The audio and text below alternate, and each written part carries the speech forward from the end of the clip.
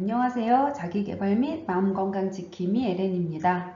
자, 북스토리 모든 삶은 흐른다 8번째입니다. 바닷물을 마셔본 적이 있는가? 해수욕장에서 물놀이를 해봤다면 한 번쯤은 바다의 짠맛을 느껴봤을 것이다. 바다는 아주 짜고 아마 앞으로도 마찬가지일 것이다. 하지만 인간은 시간이 흐를수록 짠맛을 못 느끼게 된다. 라는 글귀가 있습니다. 왜 우리는 짠맛을 느끼지 못하게 될까? 라고 했을 때 점점점 짠맛에 길들여지다 보니까 이제 더 큰 짠맛이 있어야 짜게 느끼는 이러한 본성 때문에 그런 것 같습니다. 저는 이 글귀에서 여러분들과 나누고 싶은 키워드가 무감동과 불감증이라고 하는 키워드입니다. 나라고 하는 존재는, 우리라는 존재는 결국에 사회 속에서 살아가고 있고, 그래서 나의 삶 자체를 사회로부터 완전히 배제시킬 수는 없습니다. 그런데 우리가 사회 속에서 살면서 나의 삶에 초점을 좀 맞추는 게 필요한데, 안타깝게도 사회에 너무 맞추다 보니까 내 삶에 있어서 중요한 것들을 되게 놓치고 삽니다. 그래서 둔감해지고 감동도 없고 뭔가 불감 이러한 것들이 바로 나의 삶이지 않는가 하는 부분입니다. 인간은 물질 중심과 감각 중심의 가치를 추구할 수도 있고 우리는 영혼과 마음과 이해 중심의 가치도 추구할 수가 있습니다.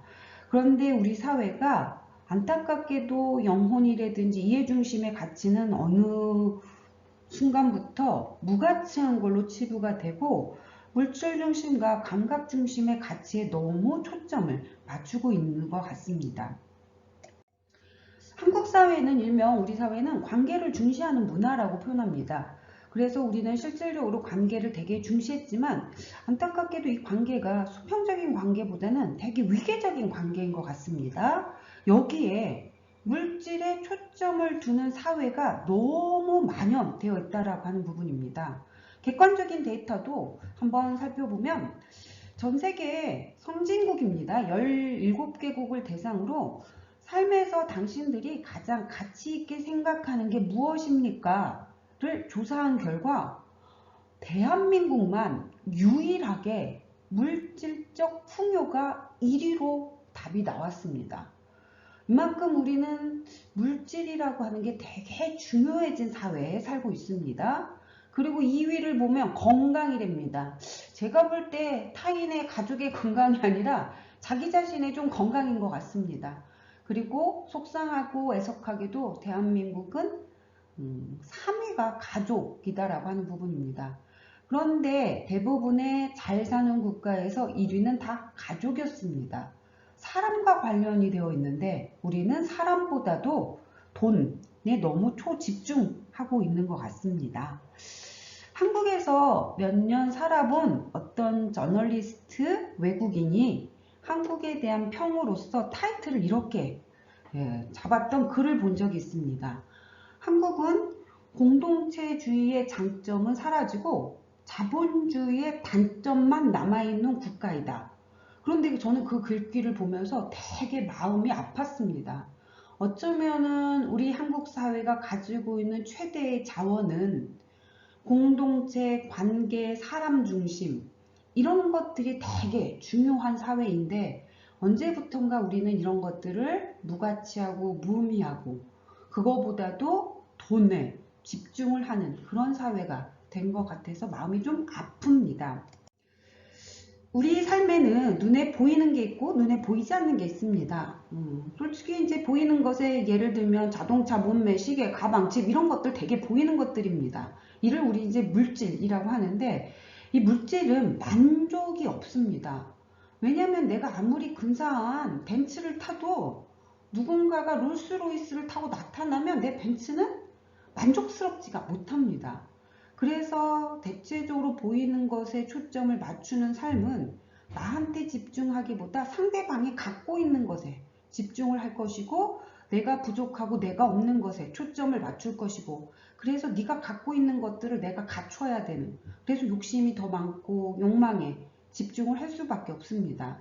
그런데 이제 보이지 않는 것들은 일명 영혼이라고 표현하고, 이런 것들은 만족할 수가 있습니다. 왜냐하면 나의 것에 초점을 맞추는 거기 때문에 내가 갖고 있는 게 무엇인가, 내가 갖추고 있는 게 무엇인가, 그래서 그것에 대한 감사함, 마음, 감동이 있고 감흥이 있습니다. 그래서 열정이나 마음이나 사랑이나 관심, 성실, 이런 것들이 보이지 않는데 이런 것들에 좀 집중하는 삶이 되게 희석되고 있는 것 같습니다. 물론 자동차 자체는 문제가 아닙니다. 집 자체는 문제는 아닙니다. 거기에 초점을 너무 두다 보니까 보이지 않는 것들을 너무 하찮게 여기고 가치 없게 여기는 것, 이런 것들이 좀 문제이지 않는가 싶습니다. 우리가 기본적으로 보이는 것이 중요하고 보이는 것에 가치를 두는 이유는 자랑하고 싶은 욕구거든.